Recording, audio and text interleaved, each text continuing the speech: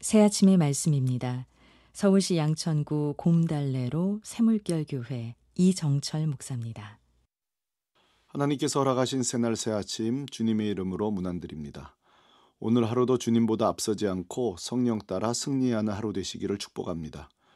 고린도전서 13장 1절에서 13절로 무례하지 않은 기독교 제목으로 말씀 전하겠습니다. 큰 힘에는 큰 책임이 따른다는 말은 철학자 볼테르, 미국의 루즈벨트 대통령, 영국의 윈스턴 처칠 총리가 공통적으로 남긴 명언으로서 권력자의 힘이 커질수록 그에 걸맞는 인격과 도덕성, 그리고 책임이 더욱 필요하다는 의미를 담고 있습니다. 권세자가 힘도 강한데 훌륭한 인격을 갖췄다면 그야말로 모두가 원하는 이상적인 지도자가 될 것입니다만, 권력은 반드시 부패한다는 말처럼 우리 현실 세계에서는 이상과 다른 경우가 많습니다. 프랑스의 나폴레옹은 모두에게 칭송받는 천재적 군사 전략가요, 탁월한 정치 지도력에 비해 인품은 부족했습니다. 그는 부하들을 성과로만 평가하고 자신의 목적을 위해 희생시키는 데 주저하지 않았습니다. 심지어 아내 조세핀마저 야망을 위해 이용했다고 하니 이런 무례함이 또 어디 있겠습니까? 나폴레옹이 힘은 좀 가졌는지 몰라도 주변인들에 대한 매우 무례한 자였습니다. 혁신의 아이콘 스티브 잡스는 단순 통신 수단으로만 사용하던 전화기에 컴퓨터를 결합하여 정보화 시대를 앞당겼다는 평가를 받습니다. 그러나 그의 리더십은 논란의 여지가 있습니다. 혁신과 완벽주의적 성격, 강한 카리스마로 대단한 물건은 만들었는지 몰라도 항상 직원들에게 최고의 완성도를 요구하고 근로 환경을 가혹하고 극한의 스트레스로 내몰아 결국 직원들의 집단 사퇴까지 발생했습니다. 심지어 오랜 동료들에게조차 가차없이 압박했던 그의 행동은 혁신의 아이콘이라는 이미지에 큰 오점을 남겼습니다. 그가 혁신의 사람이면서 동시에 매우 무례한 자였던 것입니다. 어린 시절 밤새는 줄 모르고 읽던 소설 명탐정 셜록 홈즈의 무례함도 유명합니다. 그는 천재적 추리력과 관찰력으로 국가 경찰도 풀지 못하는 미제 사건들을 해결해 나갑니다. 문제는 성과는 뛰어난 것은 사실이나 오로지 사건 해결만 몰두한 나머지 타인의 감정은 뒷전일 때가 많은데, 가령 살해당한 가족들의 깊은 슬픔 속 유족의 감정은 전혀 고려하지 않은 채 집요한 수사를 한다든지, 사건 해결을 위해 거짓말과 거짓 연기, 심지어 3년 동안 병든 환자 연기를 하고 갑자기 사라지는 등 가족, 동료마저 그의 무감정, 무인격 무례함에 실망합니다. 나폴레옹, 스티브 잡스, 셜록 홈즈 이들의 공통점이 무엇입니까? 남보다 뛰어난 능력은 가졌는지 몰라도 주변 이들을 향해 인격은 한참 모자란 무례한 자들이었습니다. 이런 사례는 성경 속 인물 속에서도 어렵지 않게 찾을 수 있는데, 고린도 교회 성도들이 대표적인 사람입니다. 고린도 교회는 어느 교회보다 성령의 강력한 은사가 충만하여 성도 각 개인에게 예언, 방언, 은사가 넘쳤습니다. 그러나 그것이 오히려 문제가 됩니다.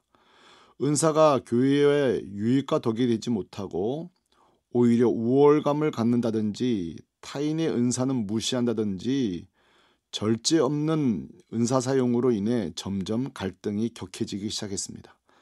바울은 이런 타인을 무시하는 행위와 무질서 등 성도 간 무례한 행위에 대해 단호하게 말합니다. 40절, 모든 것을 품위 있게 하고 질서 있게 하라. 아멘. 여기서 품위 있게 하라는 말, 유스케모노스는 타인에 대해 예의 바르게 하라는 뜻이며 질서 있게 하라는 말을 말하는 것입니다. 고린도 교회가 성령의 온갖 능력은 가졌는지 몰라도 절제의 능력, 인격의 능력은 갖지 못했습니다. 이런 성도 간 무례함은 야고보에서도 등장합니다. 2장 3절, 너희가 아름다운 옷을 입은 자를 눈여겨보고 말하되 여기 좋은 자리에 앉으소서 하고, 또 가난한 자에게 말하되 너는 거기 서 있든지 내 발등상 아래 앉으라 하면 너희끼리 서로 차별하며 악한 생각으로 판단하는 자가 되는 것이 아니냐. 아멘. 성도가 성도의 옷차림을 보고 무례하게 차별하고 함부로 대하니 세상의 교회 안에 어찌 이럴 수가 있습니까? 이쯤 되면 도대체 누가 이 교회를 계속 나오고 싶겠습니까? 애청자 여러분, 성령의 은사는 이렇게 무례하라고 주신 것이 아닙니다. 은사의 목적은 철저히 겸손한 섬김용입니다. 고린도전서 12장 7절 말씀처럼 타인을 유익하게 하려 함이며 베드로전서 4장 10절 말씀처럼 선한 청지기 같이 서로 봉사하기 위함이고 에베소서 4장 12절 말씀처럼 그리스도의 몸을 세우기 위함입니다. 그런데 은사가 분열의 용도로 무례한 태도로 사용되니 아마 성령님도 탄식하실 것입니다. 그러나 애청자 여러분, 우리 자신을 그리고 우리 교회를 점검해 볼 필요가 있습니다. 내가 말 잘하는 능력을 가졌는데 내 말에 무례함이 있지 않은지, 나는 교회 안에서 리더십이 좋다고 평가는 받는데 무례한 리더십은 아닌지 말입니다. 바울은 능력은 가졌으나 무례한 자를 향해 단호하게 말합니다. 5절, 무례히 행치 아니하며 아멘. 특히 무례하다는 말의 뜻은 아스케메네오, 예의가 없다, 무시하다, 함부로 대하다, 부적절하게 행동하다라는 뜻입니다. 바울은 고린도 교회를 향해 가장 적절한 단어를 지금 사용하고 있는 것입니다.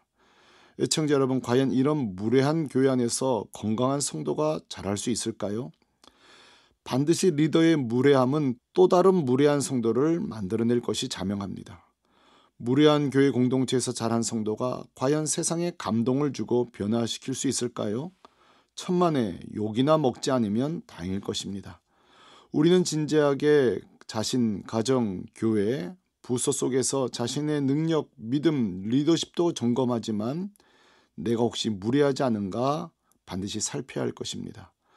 어린 시절 제 어머니 고향 구미에 내려가서 놀 때 종종 동네 아이들이 마당에 놀고 있는 병아리나 닭, 강아지에게 돌을 던지고 함부로 할 때가 있었습니다. 그때 제 외할아버지께서 하신 말씀을 잊을 수 없습니다. 얘들아, 집안 개라도 발길질하지 말거라고 말입니다. 한낱 미물 짐승에게조차 무례하지 않기 바라셨던 어른들의 삶의 태도가 들어있는 것입니다. 이현주 교수가 쓴 책 무례한 사람을 다루는 법에 보면 특히 우리가 가까운 사람에게 좀 더 무례한 이유를 이렇게 소개합니다. 첫째, 가까운 사람이니까 나를 이해해 줄 것이라는 기대감 때문에 예의를 덜 차리고 더 짜증을 내고 감정을 표출한다는 것입니다. 이 교수는 이런 현상을 친밀함과 무례함의 경계선 위반이라고 말합니다. 둘째, 내가 너를 위해 해준 것이 많은데 하는 심리적 보상 때문에 무례한 행동을 정당화한다는 것입니다. 셋째, 공감 능력 부족, 넷째, 의존적 성향 등 우리의 무례함에는 이처럼 다양한 이유가 있습니다. 그러나 기억해야 합니다. 하나님은 결코 그것을 기뻐하지 않습니다. 그렇다면 친밀하면서도 무례함을 이길 수 있는 방법은 무엇입니까? 오늘 말씀이 말합니다. 사랑은 무례히 행하지 아니하며. 아멘. 바로 사랑입니다. 특별히 예수님이 우리에게 보여주신 그 사랑 말입니다. 예수님의 사랑만이 무례함을 이깁니다. 4절, 사랑은 오래 참고 사랑은 온유하며 시기하지 아니하며 사랑은 자랑하지 아니하며 교만하지 아니하며. 아멘. 상대방을 향해 우리가 무례하지 않을 수 있는 방법은 오직 예수님의 사랑뿐입니다. 사랑이 무례함을 이깁니다. 그러므로 애청자 여러분, 정말 우리에게 필요한 것은 더 큰 능력이 아니라 예수님의 사랑입니다. 오늘날 교회와 성도들에게 은사는 이제 그만하면 충분합니다. 교회도 건물도 이제 그만하면 충분합니다. 이제 정말 우리가 구해야 할 것은 예수님의 사랑입니다. 예수님의 사랑만이 무례함과 교만과 오만을 다스리게 될 것입니다. 이 외에는 답이 없습니다. 오늘 하루 우리의 모든 영역에서 무례함이 예수님의 사랑으로 통치되는 역사가 있기를 축복합니다. 아멘. 새 아침의 말씀, 서울시 양천구 곰달래로 새물결교회 이정철 목사였습니다.